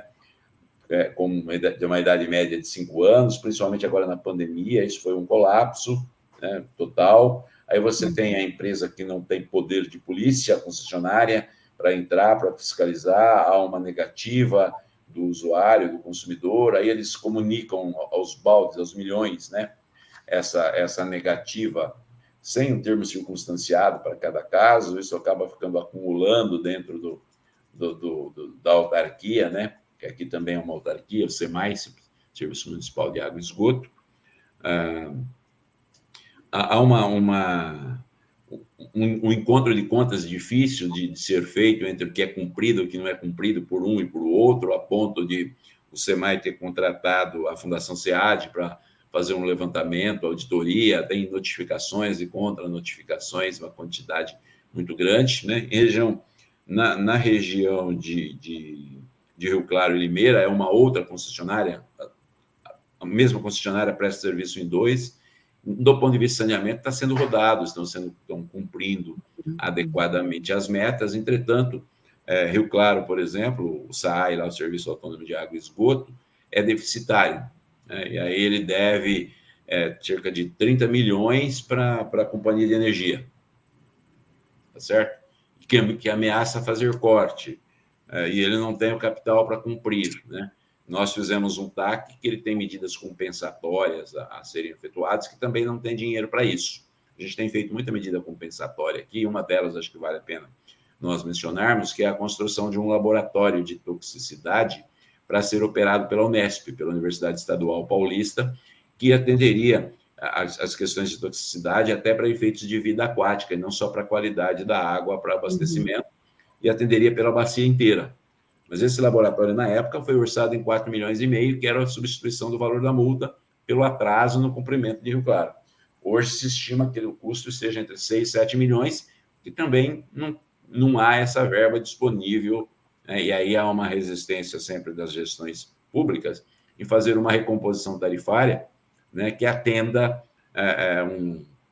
a quitação desses débitos, dessas obrigações, se tratando só de água, né? Por outro lado, o esgoto, quando ele é concedido, a inadimplência por parte do usuário repercute no concedente, no poder concedente, né? Seja o município, seja a autarquia. Por quê? Porque não há risco da parte do... Não tem corte. Parceiro público-privado, ou seja, qual seja a natureza jurídica da concessão. Ele presta e recebe pelo serviço. A inadimplência cai nas costas do poder público. Então, essa dualidade aí, essa cisão de concessão, não me parece um bom modelo, tá? E a outra pergunta que você fez era a questão da aferição, né? Da quantidade de unidades, de economias, enfim, atingidas aí de residências e tal, para que se leve essa universalização de água e esgoto, um levantamento seguro, é isso? Isso. Essa é a pergunta? Isso. Como é que tem feito? É de $1 milhão, né? Como é que tem feito nos modelos, nas modelagens, né, da concessão? Quem tiver essa solução, certamente vai sair muito na frente, né? A própria Agência Nacional de Águas tem discutido aí, né, esse termo de referência e as normas de referência, como estabelecer essas métricas, como fazer esse levantamento completo, né? Alguns até passam, e eu não concordo muito com isso, mas há uma possibilidade legislativa de que isso aconteça, salvo engano, de que a própria concessionária possa fazer esse levantamento. Mas, obviamente, que ela não vai fazer um levantamento completo, porque se ela vai fazer a execução do serviço, ela vai omitir os pontos mais custosos, mais difíceis, porque isso não interessa para ela, para efeito de ganhar licitação. Eu não concordo, por exemplo, com a nova lei de licitações, que prevê, né, a anterior, ela não permitia que a mesma empresa que fizesse o projeto básico e tal concorresse no projeto executivo, né? Porque ou você fez o projeto ou você executa, tanto básico como executivo. Então, me parece que aqui é um problema de origem da mesma forma. E finalmente, se eu não estiver equivocado, você me perguntava, na verdade, de duas outras coisas, né? Não sei se haverá tempo para a resposta, Sinara. Tudo bem? Com certeza, muito tempo para as respostas. Na questão das agências reguladoras regionais, né? Você me perguntava aí da questão da experiência, né? A área PCJ, ela tem funcionado bem. Ela tem, talvez, um vício de origem, né? Porque antes de funcionar o Comitê de Bacias, né, o PCJ já era a referência no país, né? E ele trabalhava, tudo quem operava era um consórcio de usuários. Então, ele fazia a gestão, não tinha regulação, na verdade, mas ele fazia a gestão e atendimento dos interesses, tanto dos usuários públicos como privados, né? E aí, foi pioneiro quando se criou o Comitê de Bacias Hidrográficas, com as respectivas câmaras técnicas. O consórcio voltou a ser apenas um órgão influente, que colabora tecnicamente, mas que representa o setor de usuários, né? Públicos e privados, grandes empresas, né, que aqui operam. Nós temos várias empresas de âmbito nacional que operam na bacia, né? E que são capitaneados pela Fiesp, pela Federação das Indústrias do Estado de São Paulo, né, que tem uma participação forte no consórcio, que é um consórcio privado, tá? A agência reguladora é um consórcio público, tá certo?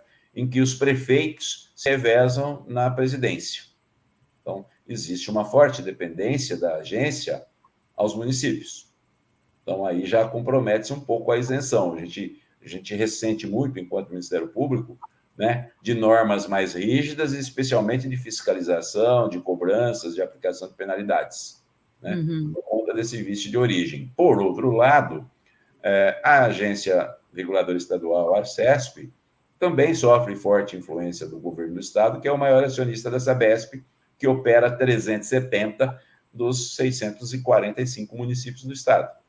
Então, eu vejo que ainda precisaríamos evoluir um pouco nesse modelo de agência reguladora, né, para que se efetivamente alcance a isenção, né, total nesse trabalho fiscalizatório, né, e aí a gente tem outras instituições públicas e tal, que também passam por indicação de governo, confirmação do Senado, que também compromete um pouco em termos de cúpula, né?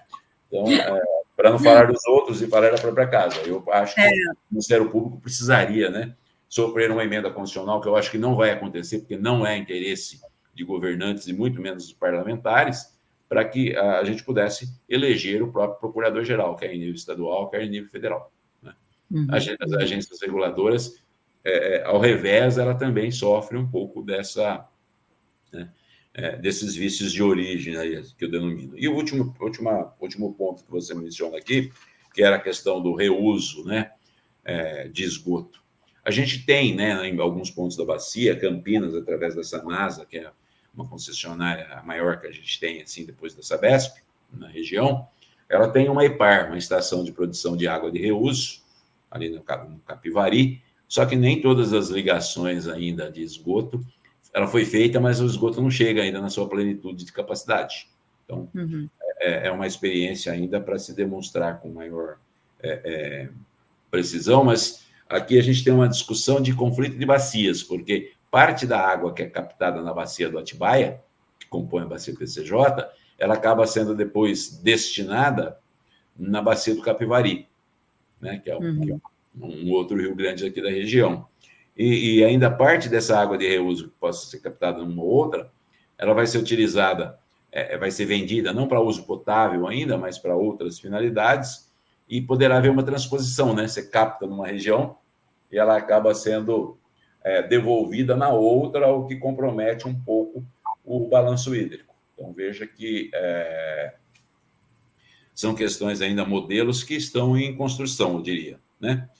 E essa questão de separação, eu estava esquecido de uma das questões que você mencionou aqui, que era a separação dos resíduos sólidos, né, para efeitos de tratamento, né? A gente tem algumas tecnologias, estamos discutindo isso muito aqui o Consimares, que é um consórcio municipal de gestão de resíduos sólidos e que abrange 7 municípios aqui na região, quer construir uma unidade regional de aproveitamento energético, uma URI, né? Com a utilização do método de queima de resíduos para geração de energia. Mas isso acaba comprometendo esse processo de separação dos resíduos para a porção reciclagem, a porção compostagem, né? Ficando para aterro somente rejeito. E aí você aumenta, inclusive, o volume de produção de rejeito com base nas cinzas. E o percentual de reciclagem é diminuto. Essa é uma tecnologia, por exemplo, que nós estamos abandonando na Europa, né? As diretrizes europeias considerou, né, o aproveitamento energético via a incineração de resíduos uma fonte de energia poluente, não vai haver financiamento público, e a meta das diretrizes europeias é o encerramento disso em 2030, né? E aí as empresas que lá operam estão vindo para o Brasil, estão vindo para a Colômbia, com planos, inclusive, de vir para a África. E nós estamos encontrando, ao nosso ver aqui, e eu já ouvi de uma professora da Unicamp, né, que nós estamos se transformando na latrina, né, do mundo aí, em termos dessas tecnologias. O deserto do Atacama do lixo, né? No deserto do Atacama tem a quantidade de roupas, né? Que esses dias saiu, eles têm uma quantidade de roupas do mundo que vão para o deserto, a gente vai ter Já tivemos, né? Os pneus foi o mesmo. Já tivemos, exatamente. Os pneus foi o mesmo movimento, né? Então, assim, são muitos desafios na área de saneamento, né? E que como você coloca, né? Não vai dar para enfrentar tudo de uma vez uma concessão só. Mas separar água e esgoto eu acho complicado, né? O resíduo está sendo tratado como se nós não tivéssemos um novo marco legal, né? As cooperativas estão sendo relegadas a segundo plano, não estão sendo... Os catadores não estão sendo incluídos nesse processo como se deveria. Eu tive notícia recente de um congresso em Fortaleza, em que as próprias instituições, né, que representam aí as associações de municípios, passaram a defender já esse trabalho da cooperativa e a volta a uma ampliação da reciclagem, um aproveitamento do ciclo de vida do produto, etc. Esperamos que isso, de fato, ocorra, porque isso também vai aliviar do ponto de vista da água, do recurso hídrico, do lençol freático, que acaba sendo contaminado. Mas é isso. Obrigado. É isso. Eu que agradeço esse papo ótimo e essa riqueza de ensinamento, Sinara tem também, tem um artigo do Ivan sobre a questão que foi no Conjura, eu acho, né, Ivan, que acho que dá para disponibilizar ali Sim. Compartilhar. Depois eu te passo uma relação, Sinara, tem uns 4 ou 5 aí. Esses que são que tem link, as pessoas acessam direto, Ivan, é bem legal. E mesmo esse contrato de saneamento aí, dá para obter o link direto da Abrampa, lá dos e-books. Sim, eu já passei ali para ela para pegar os e-books, porque vale muito a pena. Né? A Abrampa faz um serviço... A Abrampa é do CNMP, de divulgação. Do CNJ, né? Aquele sobre financeiro. Eu anotei. Finanças ESG. Eu vou compartilhar tudo. Muito obrigada por esse momento de compartilhamento de informações e conhecimento. Foi muito rico. E eu agradeço novamente. Bom, eu só tenho a agradecer a vocês dois pela oportunidade de ouvi-los. A Vanessa, como sempre, sabe explorar ao máximo o palestrante. Então, ela consegue uma nova palestra do palestrante na fase dos debates. Muito obrigada. Muito obrigada, professor Ivan. Muito obrigada, Vanessa. E segue a Semana da Água amanhã com a Carol, a procuradora de Rio Verde. E na sexta-feira, a Fernanda Damasceno, falando sobre vulnerabilidade. Muito obrigada, professor Ivan, mais uma vez. Espero lhe ouvir mais vezes aqui no PGM Ambiental. Obrigado, sempre à disposição, e espero que vocês tenham um bom término de semana aí com excelentes palestras, com certeza melhor que a minha. Obrigada pela participação. Obrigada, Vanessa.